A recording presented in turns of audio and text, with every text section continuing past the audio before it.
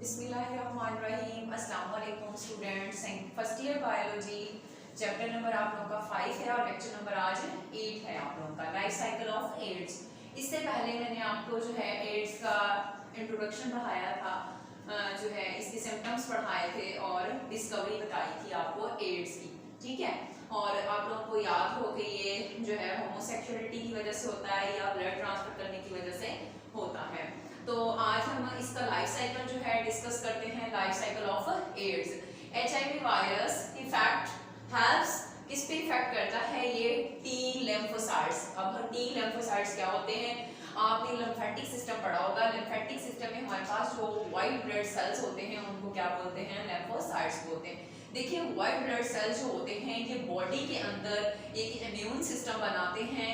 ये fight against the disease, कोई भी बीमारी लगती है तो उसके खिलाफ ये क्या करते हैं? फाइट करते हैं। सपोज करें बाजू का हमारा सर दर्द हो रहा होता है या हमें बुखार होता है, हल्का फुल्का कुछ भी होता है, तो हम मेडिसिन नहीं लेते तो वो खुद ब खुद जो है वो ठीक हो जाते हैं। तो उसका मतलब ये होता है कि हमारा इम्यून सिस्टम जो होता है वो स्ट्रॉन्ग होता है। इम्यून सिस्टम के स्ट्रॉन्ग होने की वजह से जो है वो ठीक हो जाते हैं। तो ये व्हाइट ब्लड सेल्स जो हैं ये हमारा इम्यून सिस्टम बनाते हैं, सही है। लेकिन जो एचआईवी वायरस है ये इफेक्ट किसके ऊपर कर रहा है? इन्हीं व्हाइट ब्लड सेल्स के ऊपर, इसी लिम्फोसाइट्स के ऊपर। टी लिम्फोसाइट्स, टी का मतलब ये टेब्यूल्स काफी सारी होती हैं, are major component of the immune system. मैं आपको बता चुकी हूँ कि ये व्हाइट ब्लड सेल जो हैं ये हमारा क्या बनाते हैं? इम्यून सिस्टम बनाते हैं, मेजर कंपोनेंट हैं। The increase of infection of HIV decrease the number of T lymphocytes। कि जैसे ही HIV वायरस है इंक्रीज होता है तो नंबर ऑफ ये जो व्हाइट ब्लड सेल्स है ये क्या हो जाते हैं? डिक्रीज हो जाते हैं। क्योंकि बच्चे ये अटैक किस पे कर रहा है? व्हाइट ब्लड सेल्स पे। इसने डायरेक्टली किस पे अटैक करना है? व्हाइट ब्लड सेल्स पे। तो जैसे ही व्हाइट ब्लड सेल्स का डिक्रीज होंगे तो ऑटोमेटिकली रिजल्ट इसका क्या होगा? It result in the failure of immune system, कि हमारा इम्यून सिस्टम जो है वो फेल हो जाएगा। जैसे ही इम्यून सिस्टम फेल होगा तो जाहिर सी बात है कि आगे बीमारी जो है वो बढ़ती जाएगी। So infected person is attacked by many diseases. जाहिर सी बात है अब इम्यून सिस्टम जो है वो स्ट्रॉन्ग नहीं है, ठीक है। अब जैसे आजकल आपने सुना है कोरोना वायरस के बारे में कि कोरोना वायरस जिसका इम्यून सिस्टम स्ट्रॉन्ग है उसके ऊपर कम अटैक करता है और वो ठीक भी हो जाते हैं, सही है ना। इसी तरह से जब इम्यून सिस्टम जो है वो ठीक होगा तो डिजीज जो कोई आएगी ये व्हाइट ब्लड सेल जो है उसको मार बताएंगे। लेकिन जब यही कम हो गए तो इफेक्टेड पर्सन जो है उसको बहुत सारी डिजीजेस हो जाएंगी, यानी उसको माइनर सी डिजीज भी लगेगी तो वो ठीक नहीं होगी, क्योंकि बच्चे उसका इम्यून सिस्टम जो है वो खराब हो चुका है। So HIV also infect the cells of CNS। CNS हमारे पास क्या है? Central nervous system. Central nervous system में हमारे पास क्या होते हैं? ब्रेन और स्पाइनल कार्ड। अब ये इफेक्ट करेगा किसके ऊपर? ब्रेन और स्पाइनल कार्ड के ऊपर। तो इसकी हिस्ट्री यही है कि ये सबसे पहले अटैक किसके ऊपर करता है? व्हाइट ब्लड सेल पे। व्हाइट ब्लड सेल जो कि हमारा इम्यून सिस्टम बनाते हैं, इम्यून सिस्टम कमजोर होगा। जैसे ही इम्यून सिस्टम कमजोर होगा तो उसके ऊपर और बहुत सारी डिजीजेस जो हैं वो अटैक कर लेंगी, सही है। अब ये किसमें कन्वर्ट होगा? किस पे अटैक करेगा? CNS पे, यानी स्पाइनल कॉर्ड और ब्रेन पे। अब इसके लाइफ साइकिल की तरफ आते हैं तो इसके लाइफ साइकिल के कुछ हिस्से हैं। सबसे पहले आती है अटैचमेंट, उसके बाद जो है रिवर्स ट्रांसक्रिप्शन है, उसके बाद इंटीग्रेशन है और इंटीग्रेशन के बाद अगला हमारे पास जो है वो असेंबली है। असेंबली के बाद जो है वो रिलीज आता है। तो सबसे पहले हम अटैचमेंट को देखते हैं कि अटैचमेंट क्या है। Virus रेगोनाइज the CD4। CD4 क्या है? Cluster destination. क्लस्टर डेस्टिनेशन को ढूंढता है receptor on the T lymphocyte and attach on it. It enter into the cell.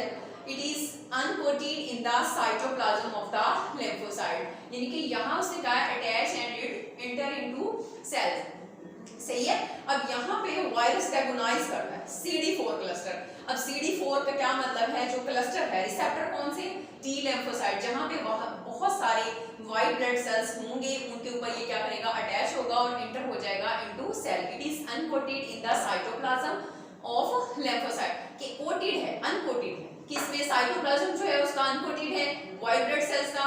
सो ये अटैच होगा वहां पे जहां पे ज्यादा सारे क्या होंगे? व्हाइट ब्लड सेल्स मौजूद होंगे। उसके बाद हमारे पास आता है रिवर्स ट्रांसक्रिप्शन। तो रिवर्स ट्रांसक्रिप्शन में जो है enzyme reserve transcription of viruses use viral DNA as a template and make a strand of DNA। Enzyme reverse transcription of virus. जो एंजाइम्स हैं, रिवर्स ट्रांसक्रिप्शन आपने पढ़ी थी कि रिवर्स ट्रांसक्रिप्शन में क्या होते थे कि एंजाइम जो थे, जो सिंगल स्ट्रैंड हमारे पास आरएनए था उसको कन्वर्ट करते थे इसमें डबल स्ट्रैंड में। सो यूज वायरल डीएनए करेंगे as a template to make strand of a DNA. Template होता है उसका सांचा। Then it uses DNA strand as a template and synthesize other strand of a DNA। के reverse transcription में हमारे पास क्या होता है, रिवर्स ट्रांसक्रिप्शन में हमारे पास जो होता है वो होता है आरएनए।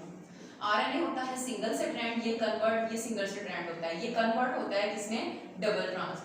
तो ये यूज करेंगे वायरल डीएनए। ये जब वायरल में जाएगा तो हमारे पास क्या था, डबल स्ट्रैंड था। तो इसमें now viral DNA has two strand, इसके दो स्ट्रैंड बन जाएंगे क्योंकि एक आरएनए से आगे दो स्ट्रैंड बनने हैं, ठीक है। तो डीएनए हैज टू स्ट्रैंड, इसके दो स्ट्रैंड बन गए। सिंगल से कितने बनने हैं, दो बनने हैं। The original viral RNA D, अब ये जो था ना इससे बने, ये हमारे पास क्या था, ओरिजिनल था। रिवर्स ट्रांसक्रिप्शन में हमने ये पढ़ा था कि सिंगल स्ट्रैंड आरएनए जो होता है कन्वर्ट हो जाता है किसमें, डबल स्ट्रैंड डीएनए में। तो ये हमारे पास सिंगल स्ट्रैंड आरएनए था, इसने कन्वर्ट होना है किसमें, डबल स्ट्रैंड डीएनए में। यानी कि ये वायरल था तो इसने कन्वर्ट कर दिया किसको, डीएनए बना दिया। अब ये जो पेरेंट था, ठीक है, उसने क्या कहा था, original viral RNA is degraded, यानी कि क्या हो जाएगा, ब्रोकन हो जाएगा, ये वाला टूट जाएगा और ये हमारे पास जो है डबल स्ट्रैंड ऑफ डीएनए बन चुका है। इसको कहते हैं रिवर्स ट्रांसक्रिप्शन। वर्ड ट्रांसक्रिप्शन में आपने पढ़ा था कि एक ऐसे एंजाइम्स होते हैं जो एंजाइम क्या करते हैं, सिंगल स्ट्रैंड आरएनए को कन्वर्ट कर देते हैं डबल स्ट्रैंड डीएनए में। सही हो गया। उसके बाद आते हैं integration. The viral DNA then enter the nucleus. अब ये जो वायरल डीएनए था ये किसमें एंटर होगा, न्यूक्लियस के अंदर।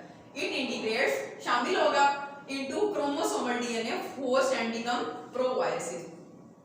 यानी कि ये डीएनए जो था ये ओरिजिनल डीएनए न्यूक्लियस में घुसेगा और न्यूक्लियस में हमारे पास क्या होता है, जो ओरिजिनल डीएनए होता है। अब ये जो क्रोमोसोम जहाँ पे जिसके पास होते हैं तो उसमें जाके ये क्या करेगा, एंडिगम प्रोवायरसिस, और ये प्रोवायरसिस बना देगा। प्रोवायरसिस आपने पीछे टाई पढ़ी थी, वायरसिस की एक टाइप होती है, तो ये इस तरह से उसके अंदर घुस जाएगा। अब आते हैं असेंबली। असेंबली का मतलब होता है बनना। अब यही प्रोवायरसिस सिंथेसाइज न्यू आरएनए। अब ये प्रोवायरसिस एक नया आरएनए बनाएगा एंड कैप्सिड। कैप्सिड क्या होता है, प्रोटीन कोट होता है। Capsid assembled around the viral RNA and new aid viral from enzymes reverse transcription attach on the viruses। कि अब ये दोबारा से प्रोसेस अटैच हो गया। ये जो प्रोवायरसिस था ये किसके साथ लगेगा, नया आरएनए बनाएगा और नया आरएनए जो होगा उसके इर्द गिर्द क्या होगा, कैप्सिड होगा, प्रोटीन का कोट होगा, असेंबल अराउंड द जो है न्यू एड्स को बना लेगा और एंजाइम जो है reverse transcription attach to the viruses के साथ अटैच हो जाएंगे जी। तो नेक्स्ट है रिलीज। कि रिलीज कैसे है, तो the virus bird of form the plasma membrane. कि अब ये प्लाज्मा मेम्ब्रेन बना देगी क्योंकि उसके साइटोप्लाज्म में एंटर हो चुकी थी of the host cell. It is ready to effect other lymphocytes. यानी कि अब ये उसके अंदर घुस गई है, उसके अंदर होस्ट सेल में चली गई है। अब दूसरे लिम्फोसाइट यानी कि जो दूसरे व्हाइट ब्लड सेल्स हैं उनके ऊपर ये कर देगी, अटैक कर देगी। Virus also effect the monkeys. ये वायरस जो था इसने क्या किया है, मंकीज के ऊपर भी इफेक्ट किया था, ठीक है। रिलीज में मैंने बताया है कि प्लाज्मा मेम्ब्रेन बना देगी होस्ट सेल के इर्द गिर्द, ठीक है। तो अब उसके बाद ये जो दूसरे सेल्स हैं उनके ऊपर भी अटैक कर देगी, तो ये इसका रिलीज हो जाएगा। सही। अब इसके बारे में उसने कहा है कि वायरस जो थे इसने ना मंकीज के ऊपर भी इफेक्ट किया, but they do not cause disease in them. कि उनके अंदर जो है वो डिजीज कॉज नहीं कर सका। यही वायरस HIV वायरस जो था इसने किसके ऊपर अटैक किया है, मंकीज के ऊपर। It means that HIV is a host specific. इसका क्या है, एक खास होस्ट है। जैसे आपने टर्मिट के बारे में पढ़ा हुआ है कि टर्मिट जो होती है उसका क्या होता है, एक खास होस्ट होता है कि टर्मिट यानी दीमक जो है वो खुश्क लकड़ी को लगती है, गीली लकड़ी को नहीं लगती। तो इसी तरह से HIV वायरस जो है इसका क्या है, स्पेसिफिक होस्ट है, यानी कि सिर्फ इंसान है। मंकीज के अंदर जो गई है, ठीक है, वायरस गया है बट वहां पे इसने डिजीज काज नहीं की, तो इट मींस कि ये क्या है, होस्ट स्पेसिफिक। तो इसकी ये डायग्राम मैंने बनाई है, इसको देखते हैं पहले। इसी को देख के आप जो है वो कर सकते हैं, मतलब पूरा ये इसकी यूं है। तो CD रिसेप्टर साइड, शुरू में जो हमने जहाँ पे अटैचमेंट पढ़ा था तो उस रिसेप्टर साइड देखा था, CD था क्लस्टर डेस्टिनेशन। तो ये इसकी रिसेप्टर साइट है। ये आरएनए है सिंगल स्ट्रैंड आरएनए, ठीक है, दो आइडेंटिकल स्ट्रैंड है, एक ये वाला और एक ये वाला। तो ये हमारे पास क्या है, आरएनए है। आरएनए के बाहर हमने पढ़ा था कि कैप्सिड होता है। कैप्सिड क्या होता है, प्रोटीन कोट होता है। तो दिस इज अ कैप्सिड, ये कैप्सिड है, ये प्रोटीन कोट है इसके इर्द गिर्द। और ये जो है ये क्या है, रिवर्स ट्रांसक्रिप्टेज है, ट्रांसक्रिप्शन है, ये वही ये वाले क्या करते हैं, सिंगल स्ट्रैंड आरएनए को, ये एंजाइम्स हैं खास किस्म के, ये सिंगल स्ट्रैंड आरएनए को कन्वर्ट करते हैं डबल स्ट्रैंडेड डीएनए में। तो ये इसके इर्द गिर्द ये जो है ये इनवैलिड है, प्रोटीन का कह लें कि ये कोड है। तो ये आरएनए हो गया, आइडेंटिकल कॉपीज हैं, सिंगल है ये दोनों, डीएनए नहीं है। ये इसके इर्द गिर्द कैप्सिड है, ये उसके एंजाइम्स हैं रिवर्स ट्रांसक्रिप्शन वाले, और ये उसके बाहर क्या है, इनवैलिड।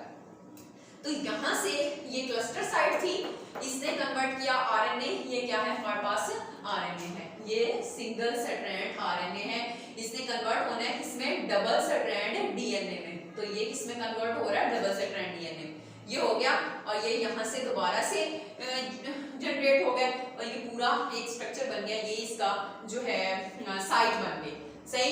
ये नया वायरस जो है यहाँ पे बन गया, कॉपीज बन गई उसकी ना, कि हमने पढ़ा था कि आरएनए जो है वो कन्वर्ट हो जाता है डीएनए में। डीएनए जो है ये जो ओरिजिनल वाला आरएनए होता है ये क्या हो जाता है, डिग्रेडेड हो जाता है, यानी कि टूट जाता है। तो ये टूट गया, उसके बाद ये बन गया, इसने दोबारा से क्या किया, क्लस्टर्स बनाए, दोबारा से ये क्या करेगा, सिंगल स्ट्रैंड आरएनए बना देगा, सही है।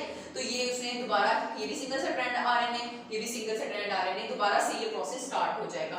तो जो हमने न्यूक्लियस में पढ़ा था कि हमारे पास क्रोमोसोम होता है, ये न्यूक्लियस के अंदर जो अटैच करता है, हमने कहा था वो न्यूक्लियस में जाता है। तो देखें ये न्यूक्लियस के अंदर ये क्रोमोसोमल डीएनए है, ये उसका डीएनए है, और ये हमारे पास प्रोवायरसेस हैं। प्रोवायरसेस वो थे जो डीएनए से बने थे। अब प्रोवायरसेस दोबारा कन्वर्ट किसमें हो गए हैं, आरएनए में, और आरएनए से फिर ये दोबारा से साइकिल स्टार्ट होता है। हमने कहा था ना ये आरएनए जो है उसके डीएनए जो है वो उसके न्यूक्लियस के अंदर घुस जाएगा, और न्यूक्लियस के अंदर जो क्रोमोसोमल डीएनए होता है उसके ऊपर क्या करता है, ये अटैक करता है। तो ये देखें इसको प्रोवायरस बना दिया, ये भी रिसेप्टर गिविंग लिम्फोसाइट्स हैं। तो ये आगे जो एग्जैक्टिव वायरस बन चुका है। इस डायग्राम को आप इस डायग्राम के साथ पॉइंट्स बने हुए पॉइंट 1 पॉइंट 2 का बुक पे देख सकते हैं।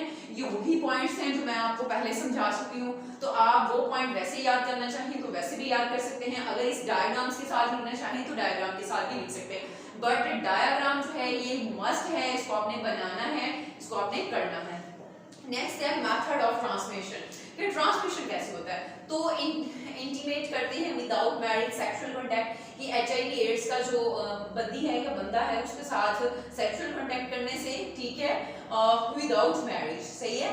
ब्लड एंड ब्रेस्ट फीडिंग के ब्लड ट्रांसफर करने से, एक दूसरे का ब्लड ट्रांसफर करते हैं, ब्रेस्ट फीडिंग बेबी जो फीड करता है उससे, और हेल्थ केयर वर्कर्स डॉक्टर्स, जैसे डॉक्टर्स के हाथों वगैरह पे लगा होता है, ये डॉक्टर्स को कोई है तो डॉक्टर से ये कन्वर्ट हो सकता है, सही है।